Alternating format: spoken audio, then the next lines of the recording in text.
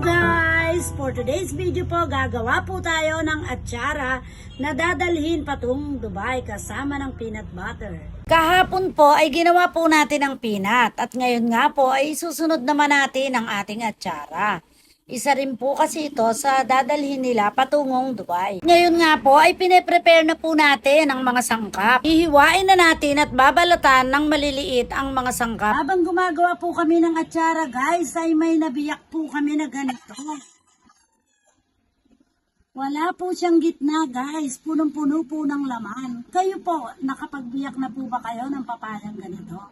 Napakatrabaho lang pong gawin ang atsara, pero ito po ay nagbibigay sarap sa ating mga ulam, lalo na po sa prito.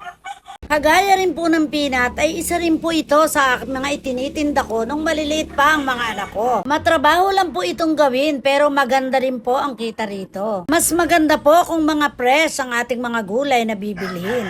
Upang sa gayon ay maganda po ang kalabasan ng ating atsara at hindi po madaling masira. Magbobote na po kami ng aming atsara. Sa pagbobote po ay kailangan po muna nating i-sterilize ang ating mga bote. Upang sa gayon po ay makasiguro tayo na ang ating mga bote ay malinis talaga. Sa paglalagay po ng ating mga sangkap ay siguruhin po natin na nasala nating mabuti ang ating mga gulay upang sa gayon po hindi po masira ang ating atsara. At pag natimpla na po natin ng tama ang ating atsara ay ibabad po natin ito ng overnight bago po natin igarapon upang ma-absorb po ang ating timplang tama sa ating panlasa.